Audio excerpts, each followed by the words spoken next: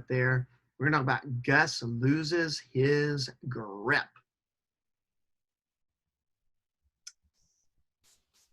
That's the name of our book. All right. You ready? I am ready. Here we go. Mulberry Meadow was lined with towering trees. In the hollow of the great maple lived Papa, Mama, Gus, and Gwen Raccoon.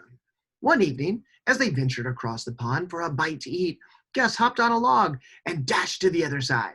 He wanted to be the first to get to the strawberry patch on the other side of the pond. As he quickly filled his paws with strawberries, Mama joked, Gus, be sure to save some for the rest of us. Gus loved berries, strawberries, raspberries, blackberries, any berries. He also loved sugar snap peas and sweets from the candy shop. Gus loved sweets. He loved everything sweet. Gwen said, These strawberries are great, and tomorrow is Easter. We'll get lots of goodies. Gus paused to picture his basket filled with luscious sweets. He loved Easter. Later that evening, Gus climbed into bed and peeked under his pillow, where he kept his secret stash of sweets. He knew the rules, no candy in the bedroom, but Gus needed sweets, especially before bed. He reached under his pillow. Now, where could they be?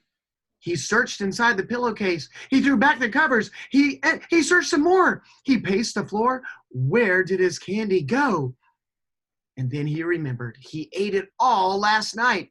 Every last piece. He simply couldn't stop.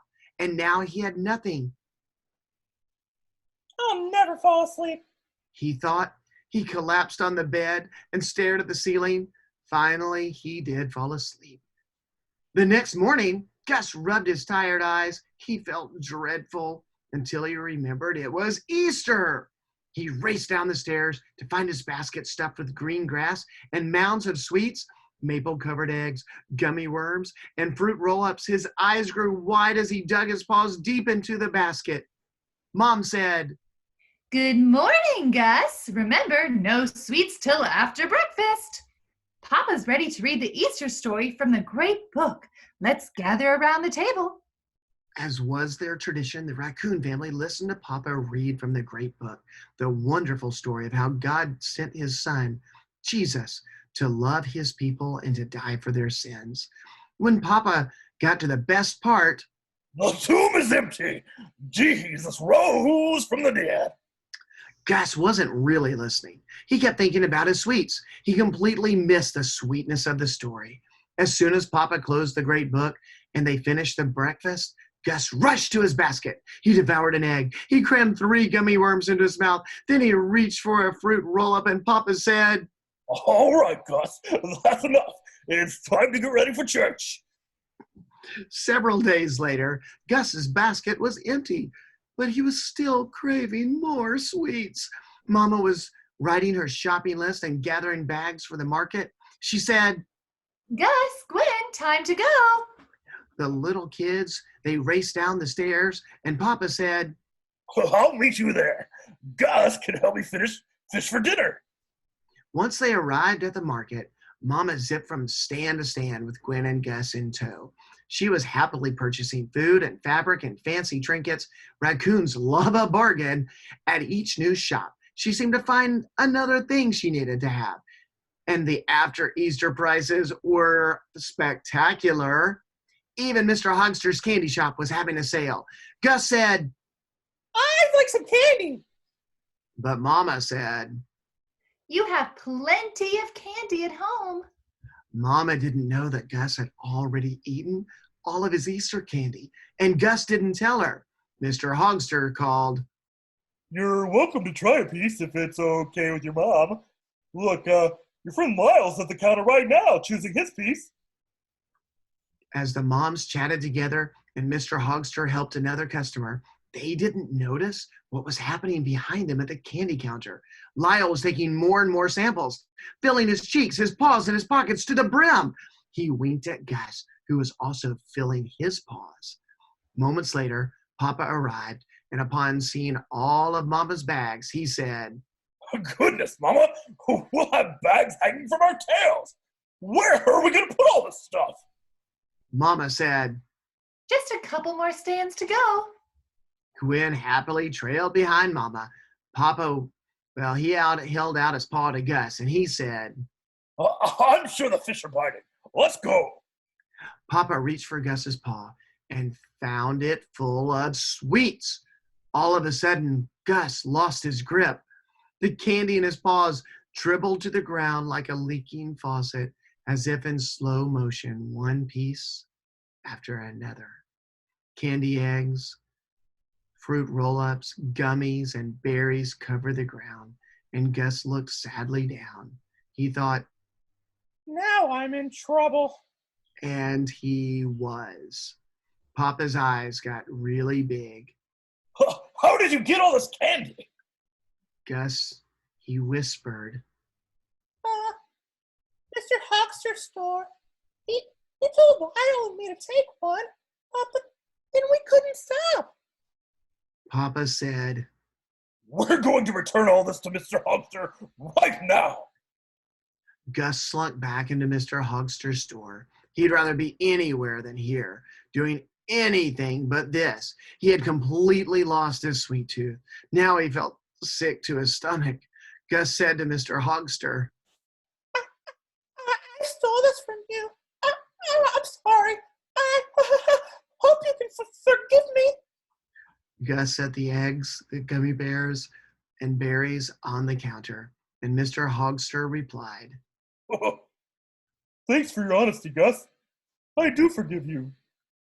As Papa and Gus walked away, Papa noticed a sale sign. It was right above Mr. Hedgehog's hardware store saying 50% off fishing lures. So Papa said, Let's just stop in. I just need a couple more lures. After several minutes, Papa filled an entire shopping basket and was eyeing the fly rods. Gus tugged on Papa's paw and Papa said, Okay, let's go. I'll come back later. When they arrived at the pond and sat on the fishing log, Papa asked, Son, are you ready to tell me why your paws were stuffed with sweets? Gus looked up at Papa's concerned face. He remembered all of the sneaking around for all the last few weeks, the candy in his pillowcase, hiding the wrappers in the morning, and the way he was always thinking about getting more candy. All of a sudden, he was tired of hiding. He told Papa everything, and Papa asked, Did eating all that candy make you happy? Well, when I was eating it, it felt great, but I always wanted more. And I kept thinking about how to get more and more. Now I feel awful. Gus said. Papa looked at his own bag from Hedgehog's hardware. He looked at his new fishing pole. Then he said, You're not the only one who wants more and more. I think I could learn a lesson too. Papa continued. You know, Gus, there's nothing wrong with eating candy every once in a while. You know, God made sweets for us to enjoy. I think Jesus must have liked sweets too. But when we love something too much, it gets a grip on us, and we lose our grip on what's really important. We want something more than we love Jesus. We lose our grip on what makes us really happy. The great book calls that sin. So Gus said, It reminds me of when I thought I needed my Easter basket more than hearing the story of how Jesus saves me from what I do wrong. Papa agreed. Yes, you're not alone, Gus. Mama and I struggle too. I'm beginning to see all the areas where God might want me to lose my grip. You know, that's why we need Jesus. We can't stop eating too many sweets, buying too many trinkets at the market, or buying too many fishing lures and poles without help from Him. What we think we need grips us, but our sin is not too strong for Jesus. Papa took a pencil and 2 scraps of paper from his pocket of his overalls. Here's a verse from the great book that I think we all need to remember. He said, Who will free me from being gripped by sin? Thank God. The answer is Jesus. He wrote it twice and he handed one to Gus, and he tucked one into his overall pocket. Gus laughed and said, Now we can remind each other that only Jesus can help us lose our grip. Yes. Papa said.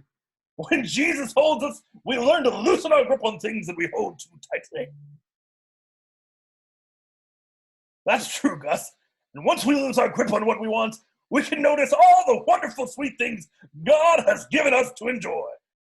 The great book says, taste and see that the Lord is good. Look around at all the things you can see that the Lord has given us. Well, said Gus slowly. I can see and hear a redbird singing. That's pretty sweet. I can feel a breeze blowing, and that's pretty sweet on a hot day. And having time to fish with you makes me really happy. And then there's Mama and Gwen picking strawberries for our dinner, added Papa. That will taste delicious. So what do you say? Should we continue fishing, or do we have enough? Gus replied. I think we have just enough. And smiled. Just then, Mama called from across the pond. Time for dinner, and dessert is going to be strawberries and cream. Papa and Gus hopped across the pond on the log bridge and joined Mama and Gwen for a sweet family time. The end. Wow. You know, I don't know about you guys, but I can totally relate to Gus because there are some things, chocolate mint ice cream. There's times where I want other things and they become what the Bible calls idols. And, you know, that's really, in his case, candy had become an idol. It was more important than anything. An idol is anything that I will either sin to get or I will sin if I don't get. And, you know, if I'm going to sin to get it, I might try and steal it.